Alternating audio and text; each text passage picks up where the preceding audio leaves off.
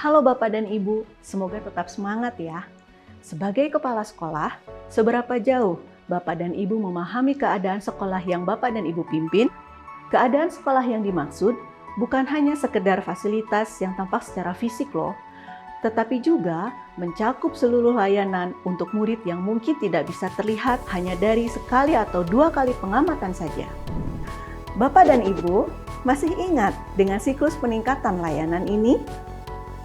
Sebelum kita bisa memperbaiki dan meningkatkan layanan pendidikan untuk murid di sekolah, tentunya kita perlu memahami kondisi layanan tersebut. Tahap pertama ini kita sebut dengan tahap identifikasi. Pada tahap ini, sekolah perlu memahami apa saja capaian atau proses yang sudah berjalan baik, apa saja layanan yang perlu ditingkatkan, dan faktor-faktor apa saja yang mempengaruhi capaian atau kondisi layanan sekolah kita. Sekarang, yuk kita lihat lebih dalam bagaimana kita dapat lebih memahami kondisi layanan sekolah kita. Dengan keragaman geografis, sosial, dan budaya, tentunya setiap sekolah memiliki tantangannya sendiri, sehingga sangat penting untuk mengenal dengan baik kondisi unik sekolah kita. Untuk mengidentifikasi kondisi layanan sekolah, kita perlu melakukan dua hal, yaitu pertama, mengumpulkan data yang bisa memberi gambaran mengenai proses dan capaian dari layanan pendidikan yang sudah kita berikan.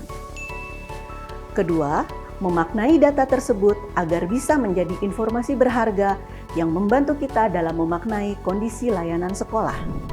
Pertama, mengumpulkan data. Sebenarnya, apa itu data? Dan data apa saja sih yang bisa membantu kita dalam memahami kondisi layanan sekolah? Data merupakan kumpulan fakta yang dikumpulkan, diukur, dan diperoleh dari berbagai sumber. Untuk mendapatkan data yang komprehensif, sekolah dapat mengikuti asesmen nasional yang hasilnya dapat kita lihat dari raport pendidikan sekolah kita. Data dari raport pendidikan inilah yang Bapak dan Ibu bisa gunakan sebagai sumber data utama dalam peningkatan layanan di sekolah. Tapi tidak berhenti sampai di situ saja. Untuk memahami keadaan sekolah secara keseluruhan dan lebih mendalam, Bapak dan Ibu juga perlu mengumpulkan data pendukung yang dapat diambil secara mandiri di sekolah melalui forum diskusi terkumpul, wawancara, observasi, kuesioner, menganalisis data lain yang tersedia seperti hasil laporan belajar murid dan lain sebagainya. Lalu, setelah itu, apa yang perlu kita lakukan dengan semua data yang sudah terkumpul? Kedua, maknai data. Data yang tersedia perlu kita maknai bersama warga sekolah agar data-data tersebut bermakna dan bisa membantu kita mengambil keputusan bersama tentang perbaikan yang akan kita lakukan. Sebagai sumber data utama, raport pendidikan memberikan informasi tentang capaian atau kondisi layanan di satuan pendidikan. Data tersebut menunjukkan kondisi layanan apa saja yang sudah baik, yang bisa dipertahankan, dan bisa ditingkatkan lagi. Sekolah dapat mengetahui ketercapaiannya dalam mewujudkan visi sekolah yang kita cita-citakan dan meningkatkan kualitas layanannya. Khusus pada ringkasan raport pendidikan, Bapak dan Ibu dapat mengajak warga sekolah untuk berdiskusi dengan pertanyaan-pertanyaan pemantik seperti, apa yang bisa kita pelajari dari bagian ringkasan ini? Indikator prioritas mana yang memiliki perubahan atau delta positif terbesar? Indikator prioritas mana yang memiliki capaian tertinggi atau terendah? Bagaimana cara kita dapat meningkatkannya? Selanjutnya, mengacu pada capaian prioritas, Bapak dan Ibu dapat menggali informasi kepada guru, tenaga kependidikan lain, bahkan orang tua dengan menggunakan pertanyaan pemantik, seperti apa saja capaian yang sudah baik, cukup, atau masih kurang?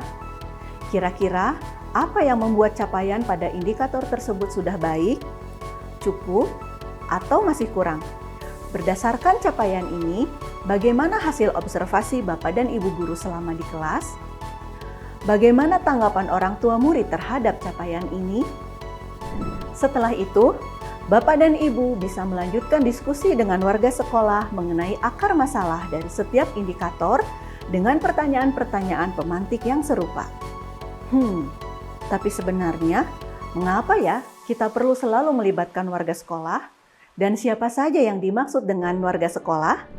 Warga sekolah meliputi pendidik dan tenaga kependidikan, orang tua atau wali murid, murid, masyarakat dan mitra yang relevan, serta warga sekolah lainnya, seperti satpam dan petugas kebersihan yang memiliki informasi lebih mengenai keamanan dan kebersihan sekolah. Namun tidak seluruh warga sekolah perlu diajak untuk berdiskusi ya. Bapak dan Ibu bisa mengajak perwakilan dari setiap pihak yang dirasa relevan untuk memahami kondisi layanan sekolah tertentu. Misalnya, jika Bapak dan Ibu sedang fokus untuk memahami kondisi layanan terkait pembelajaran, Bapak dan Ibu tidak perlu mengajak perwakilan dari pengelola kantin di sekolah. Warga sekolah penting sekali untuk terlibat secara aktif dalam memahami kondisi layanan di sekolah saat ini, sehingga mereka siap menjadi bagian dari solusi dalam upaya peningkatan layanan ke depan. Warga sekolah bisa memberi informasi yang lebih mendalam dan kontekstual berdasarkan apa yang mereka alami dan amati sehari-hari. Informasi berharga dari warga sekolah inilah yang menjadi data pendukung melengkapi informasi dari raport pendidikan. Misalnya, data refleksi pendidik terhadap proses pembelajaran, hasil kinerja pendidik dari kegiatan supervisi, umpan balik dari murid serta orang tua, umpan balik dari mitra dunia kerja untuk SMK, dan masih banyak lagi. Karena kondisi setiap sekolah berbeda, tentunya data pendukung yang dimiliki sekolah pun juga berbeda-beda. Data-data pendukung ini menjadi penting karena tidak semua keadaan real sekolah kita dapat tergambarkan dalam rapot pendidikan.